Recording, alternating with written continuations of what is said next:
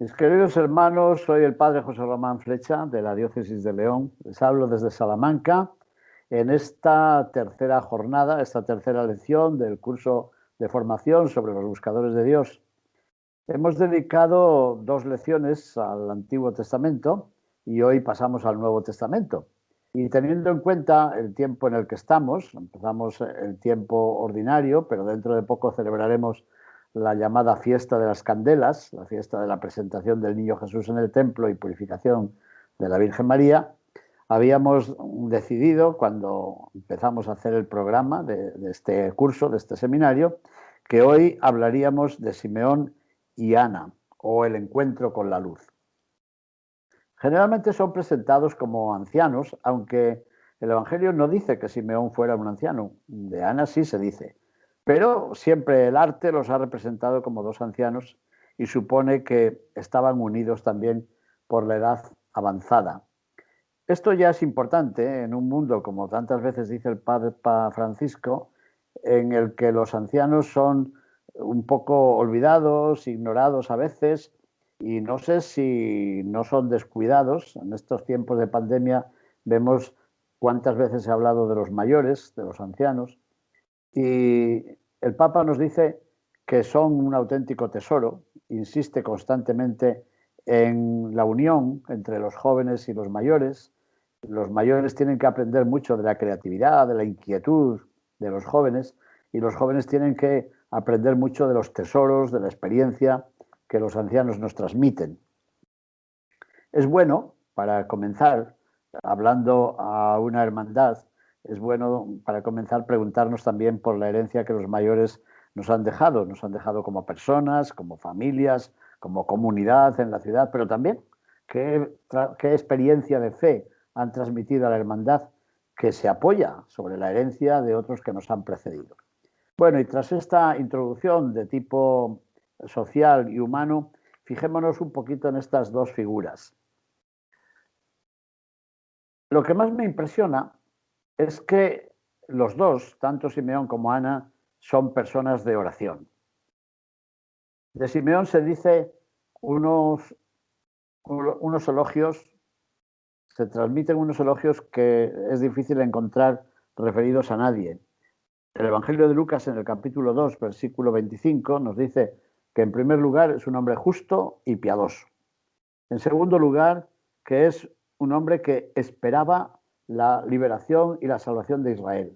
Y en tercer lugar, que estaba movido por el Espíritu Santo. Es muy interesante que en este episodio del Evangelio de Lucas se insista varias veces en la ley. Dice, cuando se cumplieron los días prescritos por la ley, María y José subieron al templo para cumplir lo prescrito por la ley y para ofrecer el sacrificio prescrito por la ley, o la ofrenda prescrita por la ley. Así que la ley es como el eco de todo el Antiguo Testamento, ¿no es cierto?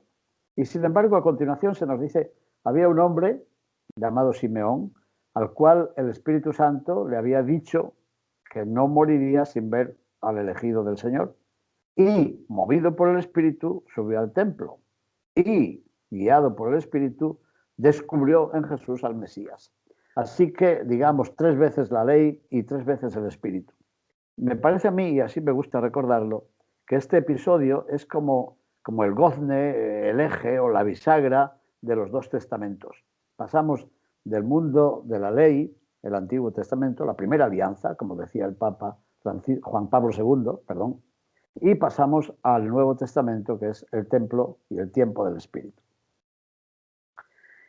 ¿Qué dice Simeón y por qué se le reconoce? Bueno, en primer lugar, por reconocer al Mesías en alguien que no trae una insignia, no dice yo soy el Mesías. Es importante esto porque nosotros esperamos siempre una revelación tumultuosa, una revelación impactante de Dios. Bueno, algo parecido a lo que hoy hacen los grandes espectáculos, ¿no? Pues no, resulta que Dios visita a su pueblo y le visita en la apariencia de un bebé, de un niño que viene envuelto en pañales, como era la señal que el ángel había dado a los pastores. Yo creo que para todos nosotros, miembros de una hermandad y para un sacerdote, esto es muy importante, porque esperamos siempre que Dios se nos muestre a nuestra sociedad o a nuestras empresas de una forma aparatosa, fascinante. Y sin embargo, Dios llega en las apariencias de lo pequeño, de lo débil, de lo más insignificante, de lo más necesitado de cuidados por parte de la humanidad. Y después es importante ver que Simeón, al reconocer al niño, movido por la ley, prorrumpe en un canto que es una bendición de Dios. El Papa, en sus catequesis de los miércoles, está hablando, desde hace 3 semanas, quiero decir, está hablando ya de la oración. Y ha hablado también de la oración de bendición. Nosotros generalmente entendemos la bendición como algo que desciende de arriba. A mí me dicen muchas veces los hispanos en Estados Unidos, padre, denme una bendición, o bendígame el agua, o bendígame este rosario que he comprado. Entendemos la bendición como la gracia descendente de Dios, y está bien. Pero el Papa nos recuerda que la bendición es bendición. Bendecir a Dios es bien decir de Dios. Por tanto, la bendición es en parte una alabanza a Dios. Y era muy típica de la oración de Israel. Nosotros la hemos heredado. El sacerdote en la misa, al presentar el pan y el vino, comienza con una bendición. Bendito sea, Señor Dios del universo, por este pan. Bendito seas por este vino, fruto de la vid y del trabajo de los hombres. Así que nosotros bendecimos a Dios, bendecimos de Dios, reconocemos la grandeza de Dios. Pero en eso nos da un ejemplo Simeón. Simeón también comienza una oración al tener en sus brazos a ese niño y bendice a Dios. ¿Por qué? Porque nos ha visitado y ha visitado a su pueblo. Y visitar es un signo de la presencia de Dios para su pueblo. Pero a continuación dice algo sobre sí mismo. Ahora, Señor, según tu promesa, puedes dejar a tu siervo irse en paz, porque mis ojos han visto a tu Salvador, a quien has presentado ante todos los pueblos, luz para alumbrar a las naciones y gloria de tu pueblo Israel. Evangelio de Lucas, capítulo 2, versículos 29 al 32. Si me permiten una brevísima anécdota, ustedes habrán recordado cuando murió el Papa San Juan Pablo II que algunos medios de comunicación dijeron que el Papa había querido morir después del jubileo del año 2000. Y no es verdad. Lo que hizo el Papa fue precisamente recordar estas palabras de Simeón. Ahora, Señor, según tu promesa, puedes dejar a tu siervo irse en paz. Y muchos pensaron que el Papa estaba diciendo, quiero morirme ya. No, es una forma de alabar a Dios porque se ha cumplido en nosotros su proyecto de vida y se han cumplido las esperanzas de Israel en aquel caso y las esperanzas del pueblo cristiano en el nuestro. Y además dice algo muy importante. Le alaba a Dios porque sus ojos han visto al Salvador. Se suele decir que el verbo más utilizado en el Antiguo Testamento es el verbo escuchar. Recordamos aquellas palabras del Deuteronomio, ¿verdad? Shema Israel, nos suenan hasta en hebreo. Escucha Israel, el Señor tu Dios es el único Señor. El verbo escuchar es muy importante en el Antiguo Testamento. Y en el Nuevo Testamento es muy importante el verbo ver. Lo que vimos y tocamos, eso os anunciamos, dicen los escritos joánicos de Juan. Y en este caso, Simeón empieza esa fila de videntes, de personas que no solamente han escuchado, como el pequeño Samuel, según el primer libro de Samuel, sino que han visto. Te doy las gracias y ya puedo irme en paz porque he visto a tu Salvador, a quien has presentado a todos los pueblos. Y ese Salvador trae consigo como 2 dones, 2 regalos. Es luz para alumbrar a las naciones y gloria para Israel. ¿Qué quiere decir esto? El poema distingue entre Israel y los pueblos paganos, las naciones, los Goyim, que se decía entonces. Pero este Mesías viene para todos. Se abre un panorama de universalidad. No es solamente Salvador del pueblo judío, es Salvador para todos los pueblos. En la carta a los Efesios, en el capítulo 2, se dice que Jesús ha venido a derribar el muro. En un museo de Istambul, la antigua Constantinopla, en Turquía, hay una piedra escrita en varias lenguas que dice no pases de aquí adelante. Esa piedra estaba en el templo de Jerusalén. ¿Por qué está en Istambul? Porque Palestina, como sabemos, hasta el siglo pasado fue patrimonio del Imperio turco. Y los turcos, sabiendo muy bien la importancia de esa piedra, se la llevaron a un museo. ¿De dónde proviene esa piedra? Del templo de Jerusalén. ¿Por qué? Porque los extranjeros, paganos, podían entrar hasta el patio de los gentiles, el atrio de los gentiles, pero no podían pasar adelante. Recordemos que a Pablo le quieren matar, le quieren linchar, porque dicen que ha introducido a unos paganos no circuncisos más allá de ese muro, lo cual no era verdad. Pues bien, si vemos que en ese momento se distinguía tanto entre los judíos y los paganos, ya en boca de Simeón se pone esta visión universalista. Simeón da gracias a Dios porque el Mesías, el Salvador, viene a traer la luz para los paganos, para las naciones, representadas, por cierto, por los Reyes Magos en la adoración al Niño Jesús, y para el pueblo de Israel trae la gloria, la majestad, el resplandor de Dios en medio de ese pueblo. Por tanto, este himno que recitamos los cristianos generalmente en el rezo final del día, en el rezo de completas, tiene un tono profético y un tono evangélico. Yo diría que es como un pequeño evangelio dentro del evangelio.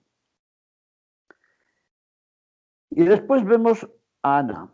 Ana se nos dice que había estado casada durante 7 años, después quedó viuda, ahora ya era muy anciana y prácticamente vivía en el templo. Dice que no se apartaba del templo haciendo oración y ayunando, con oraciones y ayunos, como para indicar los gestos, los símbolos, los ritos de una vida profundamente religiosa. Añade también que día y noche. Yo supongo que no se quedaba en el templo de noche, sino que el evangelista quiere decir que toda su vida era una vida de oración. Y no tenemos las palabras que ella pronunció, pero sí se nos dice que a todos los que llegaban al templo les decía, y esto me hace mucha gracia y mucha ilusión, les decía, ¿ustedes se han fijado en este niño? Ella descubrió que entraba el Salvador y proclamaba la hora de la salvación. Es decir, es una mujer que contempla y anuncia. Y eso es lo típico del testimonio y es lo típico de la evangelización. Unas célebres palabras de Santo Tomás, cuya fiesta se va a celebrar bien pronto, dicen que en el fondo eso es la evangelización. Lo voy a decir en latín, como se nos explicaba a nosotros. Contemplata alis tradere. Tradere, tradición. Entregar a otros, contemplata, lo que hemos contemplado. Bueno, pues me parece que Ana es modelo de esta vida cristiana en general, de vida de bautizados, vida de hermanos que hemos recibido la confirmación, de hermanos que pertenecemos a una fraternidad, a una hermandad, para honrar la memoria de Cristo crucificado y su presencia entre nosotros. Me parece que Ana se convierte en modelo de la nueva evangelización, contemplar al Señor y anunciar su palabra. ¿Cuál es más importante? Bueno, si no tenemos contemplación, si no volvemos nuestros ojos, nuestra mirada, como ha dicho el Papa con motivo de la fiesta de los Reyes Magos, si no miramos a Jesús, nuestra predicación serán palabras vacías. Por muy bien que hablemos, por muy literatos que seamos, sonarán a hueco nuestras palabras. Así que en primer lugar contemplar y luego transmitir. Pero hace falta contemplar antes de transmitir. Hace falta dedicarse realmente a la oración. Pero después hace falta transmitirlo también. En el tercer domingo del mes de enero, que es el segundo domingo del tiempo ordinario, recordamos cómo 2 discípulos de Juan el Bautista, uno llamado Andrés y del otro no sabemos el nombre, siguen a Jesús. Y Jesús se vuelve y les pregunta, ¿qué buscan? Y ellos dicen, Maestro, ¿dónde vives? Jesús les dice, ya, venid y lo veréis. Eran como las 4 de la tarde, la hora nona del cómputo griego y romano. Se quedaron con él toda aquella tarde y debieron quedar fascinados no solamente de las lecciones del maestro, sino de su estilo de vida, de su forma de ser, del ser y del hacer. Pero lo que quiero subrayar es que al día siguiente, uno de aquellos discípulos, que es Andrés, encuentra a su hermano, que se llama Simón, y lo primero que le dice es, hemos encontrado al Mesías. Así que contemplar y transmitir. Y eso que vemos en Andrés, de Betsaida, hermano de Simón, al que Jesús dará el nombre de Pedro, eso lo encontrábamos también en esta anciana venerable que es Ana, la profetisa. Me parece que los dos son ejemplo para nuestra vida. Dejarnos guiar por el Espíritu de Dios, como Simeón, alabar a Dios, vivir una vocación de integración. En el mes de enero celebramos la semana de oraciones por la unión de los cristianos. Abramos la puerta, abramos las ventanas, cumplamos el deseo de Jesús, ser todos, que todos sean uno. Bueno, pues parece que Simeón intuye ya, y la iglesia primitiva recuerda este testimonio, que hemos sido llamados a vivir unidos, porque el Mesías trae la luz para las naciones y la gloria para Israel. Esto nos enseña Simeón. Y Ana, la profetisa anciana, nos enseña a contemplar y a anunciar. Yo la veo llamando, como dije hace un momento, a todos los que llegan al templo diciendo, ¿se ha fijado usted en este niño? Este niño es el Mesías que esperamos. Reconozcamos la salvación en los signos en los que no esperábamos encontrar al Salvador. El Señor viene a nosotros en signos imprevistos, en signos diarios, viene en la riqueza, en la cotidianidad de todos los días. Entre las personas que vivían a la espera de la novedad de Dios, como vemos, el evangelista Lucas nos ha presentado a Simeón y Ana. El pequeño Jesús es presentado al templo y en el templo para cumplir los requisitos ordenados por la ley de Moisés. Y ellos son los primeros en reconocerlo y en anunciarlo públicamente. Ellos vienen también de la ley, pero se abren a los nuevos aires, a la nueva ley, al Nuevo Testamento, a la nueva alianza. Se podría decir que tras los pastores y los reyes magos, ellos son los primeros discípulos y los primeros apóstoles del Mesías. Simeón, repito, es el hombre justo y piadoso, lleno del Espíritu. Y por él pasa el eje que separa las dos alianzas, el mundo de la ley y el mundo del Espíritu. Y como él, ha dicho San Sofronio, en un texto que se encuentra en el oficio de lecturas, en el breviario, que rezamos y leemos los sacerdotes y muchos laicos, como él, cantemos un himno de acción de gracias al engendrador y Padre de la luz, que ha arrojado de nosotros las tinieblas y nos ha hecho partícipes de la luz verdadera. Y Ana, con su clarividencia, descubre en Jesús al Mesías de Israel y así lo anuncia a todos los que esperan la liberación de su pueblo. San Ambrosio, arzobispo de Milán, le tengo mucha devoción y cuando voy a Milán me gusta ir a la basílica donde se conservan sus restos, el que bautizó, como sabemos, a San Agustín, nos invita también a nosotros con estas palabras. Los méritos de su viudez, la de Ana, y de su conducta nos inducen a creer que fue considerada digna de anunciar que había venido el Redentor de todos. Es un momento importante entonces para que todos nosotros, viendo estas dos figuras venerables, tan representadas por el arte, en tantos y tantos cuadros, tantas pinturas hermosas que representan esta presentación, que estos dos ancianos venerables sean también para nosotros modelos de vida cristiana, modelos de testigos, modelos de evangelizadores, en una sociedad que pasa tal vez despreocupada, distraída, que llega al templo, quién sabe, preocupados de comprar las ofrendas o las palomas, como veremos un día en el episodio de Jesús que viene a purificar el templo de todos aquellos mercaderes. Mis queridos amigos, les deseo un buen tiempo, oremos unos por otros, sobre todo en este tiempo de pandemia, tantas veces nos lo recuerda el Papa, sintámonos hermanos y construyamos fraternidad, como nos ha dicho en su tercera encíclica, Fratelli Tutti, hermanos todos. Ya que nos llamamos hermanos, los miembros de una hermandad, seamos de verdad hermanos y oremos realmente para que el Señor nos conserve la vida, la salud, la gracia, la vocación y la misión, la capacidad de ser misioneros en el mundo. Muchas gracias y bendiciones.